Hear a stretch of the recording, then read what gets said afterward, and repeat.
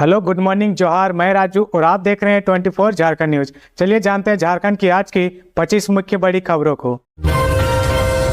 Jharkhand cabinet की बैठक आज 20 सितंबर को। हेमंत सोरेन सरकार लेगी कई अहम फैसले। झारखंड कैबिनेट की बैठक आज 20 सितंबर को बुलाई गई है। सीएम हेमंत सोरेन की अध्यक्षता में कैबिनेट की बैठक शाम 4 बजे से होगी। प्रोजेक्ट भवन में आयोजित बैठक में हेमंत सोरेन सरकार जनहित में कई अहम फैसले लेगी। मंत्रिमंडल सचिवालय एवं निगरानी विभाग द्वारा सूचित किया गया कि झारखंड कैबिनेट की बैठक आज 20 सितंबर की शाम 4 बजे से होगी। झारखंड मंत्रालय स्थित मंत्रिपरिषद कक्ष में बैठक आयोजित की जाएगी। झारखंड कैबिनेट की पिछली बैठक 6 सितंबर को बुलाई गई थी। प्रोजेक्ट भवन में सीएम हेमंत सोरेन की अध्यक्षता में मुख्यमंत्री ट्रांसजेंडर पेंशन योजना समेत 63 प्रस्तावों पर कैबिनेट ने मोहर लगाई थी।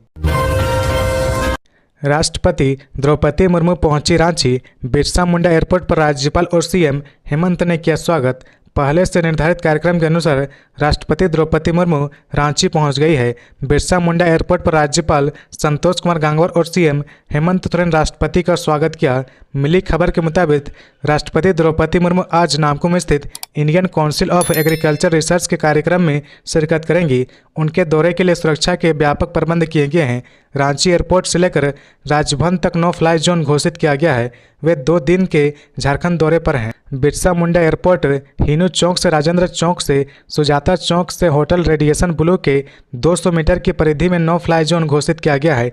इस क्षेत्र में कोई भी अपने निजी कार्य के लिए drone, paragliding, hot air balloon एवं किसी भी तरह के हवाई वस्तु का इस्तेमाल नहीं करेगा।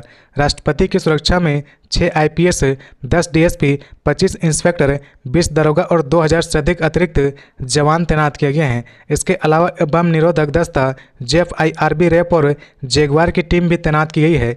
कार्यक्रम स्थल के आसपास अवैध पार्किंग वर्जित होगी और सिर्फ पासधारी लोगों को प्रवेश दिया जाएगा। वहीं तय कार्यक्रम को लेकर एसएसपी चंदन सिन्हा ने सुरक्षा में लगाए गए सभी अफसरों और कर्मियों को सतर्क रहने को कहा गया है। साथ ही जिस रूट में राष्ट्रपति का आना जाना होगा वहां के थानेदारों को लगातार एंटी क्राइम चेकिंग अभियान चलाने का कहा गया है। झारखंड में बांग्लादेशी घुसपैठियों की पहचान के लिए बनेगी कमेटी। हाईकोर्ट में सुनवाई आज। झारखंड में बांग्लादेशी घुसपैठियों के प्रवेश के मामले को लेकर केंद्रीय गृह सचिव व झारखंड के मुख्य सचिव के बीच 30 सितंबर तक संयुक्त बैठक हो सकती है। केंद्र सरकार द्वारा प्रस्ताव दिया गया है कि वह गृह सचिव व मुख्य सचिव झारखंड सरकार 30 सितंबर तक एक संयुक्त बैठक कर घुसपैठियों का पता लगाने के लिए फैक्ट फाइंडिंग कमेटी में नामित किए जाने वाले सदस्यों का निर्णय ले। कमेटी का उद्देश्य झारखंड राज्य के सीमावर्ती जिले अर्थात देवघर, गोड्डा, साहिबगंज, पाकुड़, दुमका व जामताड़ा में अवैध घुसपैठियों की पहचान करने और तौर तरीकों पर निर्णय लेना तथा ऐसे अवैध प्रवासियों को वापस भेजने की व्यवस्था करना होगा। इस कमेटी की संरचना केंद्रीय गृह सचिव व झारखंड के मुख्य सचिव के बीच प्रस्तावित बैठक में तय की जाएगी। केंद्र सरकार झारखंड राज्य में अवैध घुसपैठ के मुद्दे से निपटने के लिए सभी आवश्यक उपाय करने के लिए तैयार है। झारखंड हाईकोर्ट के आदेश के आलोक में केंद्रीय गृह मंत्रालय के असिस्टेंट डायरेक्टर केशव विश्वास द्वारा तैयार प्रूफ शपथ पत्र में उक्त बातें कही गई। उधर राज्य के साहिबगंज, पाकुड़, दुमका, गोड्डा व जामताड़ा समेत कई अन्य जिलों में अवैध प्रवासियों के प्रवेश के कारण जनसंख्या में हो रहे बदलाव को लेकर दायर जनहित याचिका पर झारखंड हाईकोर्ट में आज 20 सितंबर को सुनवाई होगी। Acting chief justice Sujit Narayan Prasad व जस्टिस अरुण कुमार राय की खंडपीठ में मामला सुनवाई के लिए सूचीबद्ध है। खबरों में आगे बढ़ने से पहले अगर अभी तक आपने इस चैनल को सब्सक्राइब नहीं किया तो प्लीज सब्सक्राइब कर ले, जिससे झारखंड की हर छोटी सी बड़ी खबर की अपडेट आप तक पहुंचता रहे। केंद्रीय गृह मंत्री अमित शाह के कार्यक्रम में हुआ बदलाव। रांची के बजाय दिल्ली से सीधे पहुंचेंगे देवघर। झारखंड बीजेपी के परिवर्तन यात्रा की शुरुआत करने झारखंड दौरे पर आ रहे केंद्रीय गृह मंत्री अमित शाह के कार्यक्रम में फेरबदल हुआ है। दिल्ली से रांची आने के बजाय अमित शाह 20 सितंबर को सीधे बाबा नगरी देवघर जाएंगे। इससे पहले अमित शाह का कार्यक्रम 19 सितंबर यानी गुरुवार रात 9:50 पर रांची पहुंचने का था, जिसके बाद वे सुबह संथाल के भोगनाडीह जाने वाले थे। भाजपा प्रदेश प्रवक्ता प्रदीप सिन्हा ने जानकारी देते हुए बताया कि केंद्रीय गृह मंत्री सुबह 11 बजे दिल्ली से देवघर आएंगे। देवघर बाबा मंदिर में अमित शाह के द्वारा पूजा अर्चना किए जाने की संभावना है। तत्पश्चात वहां से वे सीधे भोगनाडीह जाएंगे, जहां वीर शहीद सिद्धू कानू के मूर्ति पर श्रद्धांजलि अर्पित करेंगे। भोगनाडीह से 12:30 बजे केंद्रीय गृह मंत्री अमित शाह पुलिस लाइन मैदान पहुंचेंगे, जहां पार्टी द्वारा आयोजित जनसभा को संबोधित और संथाल परगना परिवर्तन यात्रा का शुभारंभ करेंगे। गुरुवार की शाम रांची पहुंचे केंद्रीय मंत्री शिवराज सिंह चौहान ने कहा कि झारखंड की जो हालत इस सरकार ने की है उसे हम जनता के बीच रखने जा रहे हैं। आज शुक्रवार को केंद्रीय गृह मंत्री अमित शाह परिवर्तन यात्रा का शुभारंभ करेंगे और 2 जगह पर उनकी सभा होगी। 23 सितंबर को राष्ट्रीय अध्यक्ष जेपी नड्डा पधार रहे, उनके द्वारा भी 2 स्थान पर परिवर्तन यात्रा की शुरुआत की जाएगी।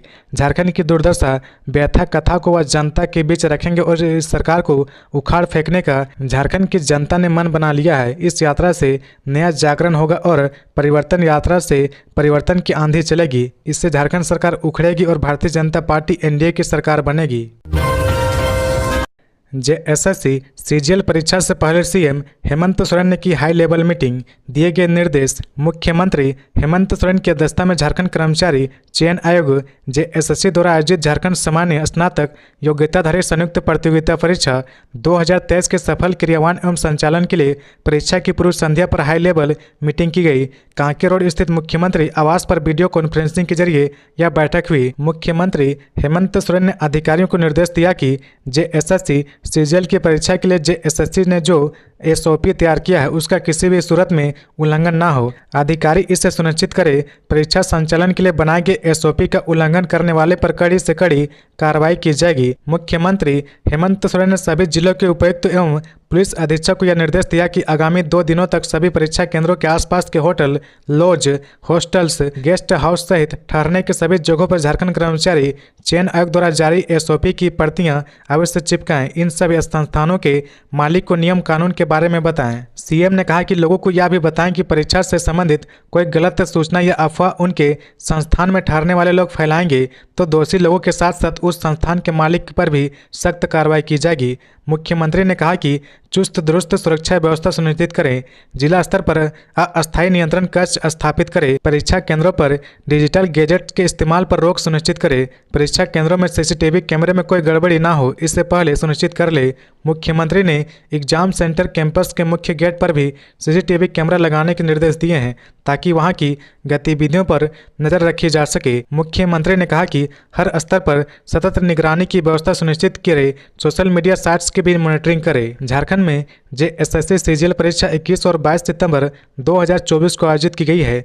मुख्यमंत्री हेमंत सोरेन ने निर्देश दिया कि झारखंड सामान्य स्नातक योग्यताधारी संयुक्त प्रतियोगिता परीक्षा हर हाल में कदाचार मुक्त संपन्न कराना सुनिश्चित करे। मुख्यमंत्री ने अधिकारियों को निर्देश दिया कि सभी केंद्रों में बेहतर विधि व्यवस्था के लिए पर्याप्त संख्या में पुलिस बल की तैनाती की जाए।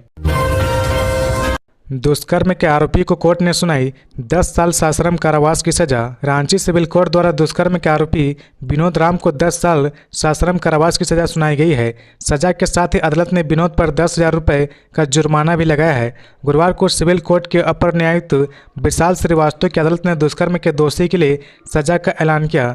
दुष्कर्म की इस वारदात को रांची के एयरपोर्ट थाना अंतर्गत ओबरिया नायक टोला इलाके में अंजाम दिया गया था। विनोद राम ने 26 मार्च 2020 को दुष्कर्म की घटना को अंजाम दिया था।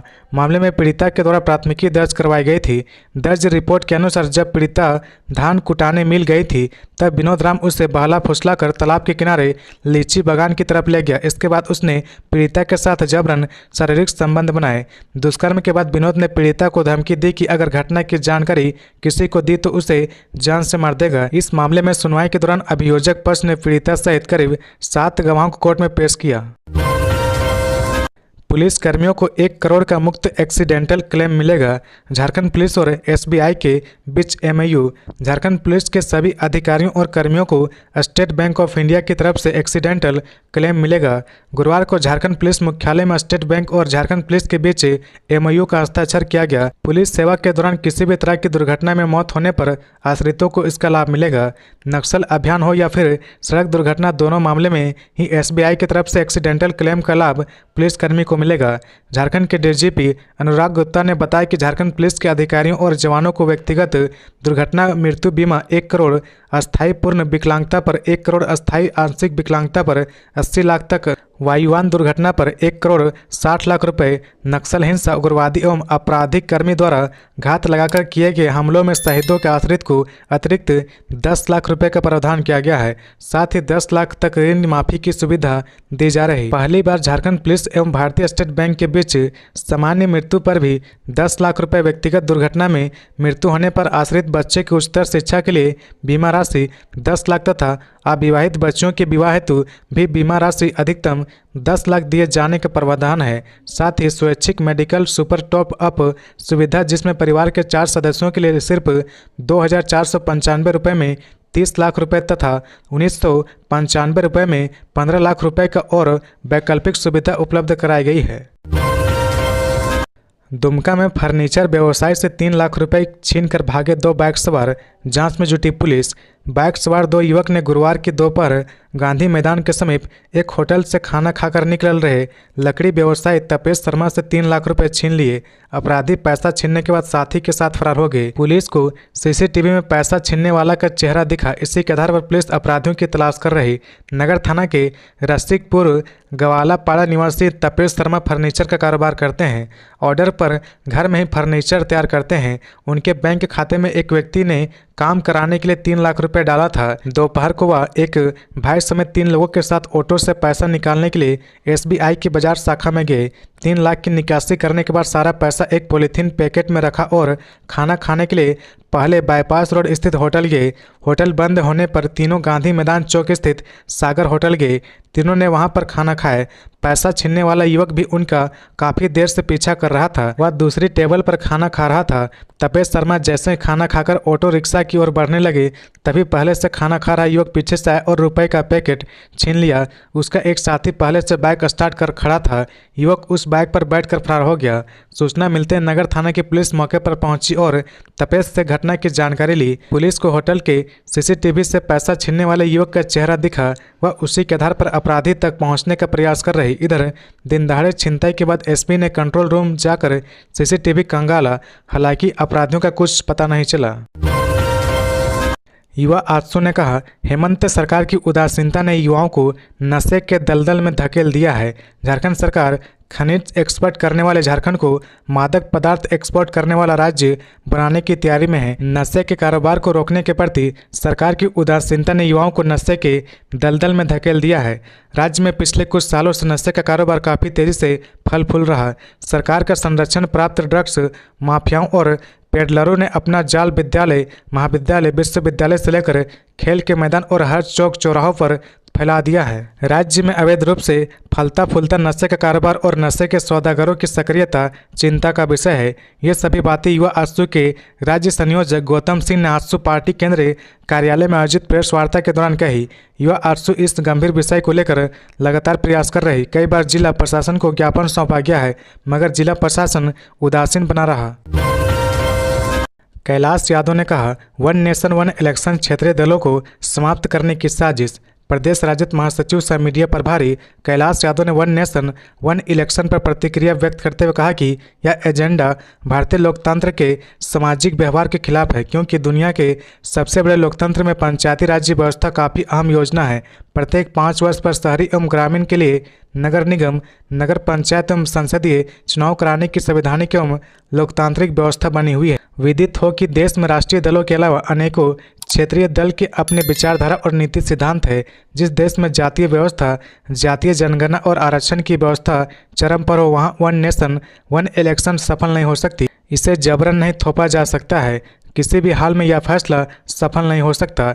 यादव ने कहा कि वन नेशन वन इलेक्शन उस देश में सफल होगा जहां 2 दलीय व्यवस्था हो। भारत में सैकड़ों जनजातीय दल है, इसलिए चुनावी वोटिंग में क्षेत्रीय भावनाएं काफ़ी मजबूत होती है। वैसी स्थिति में त्रिशंकु बहुमत आने की निरंतर संभावनाएं बनी रहती है। इसलिए भारतीय लोकतंत्र में संवैधानिक रूप से वन नेशन वन इलेक्शन उचित योजना नहीं है। यह सिर्फ क्षेत्रीय दलों की ताकतों को दबाने की नाकाम कोशिश है।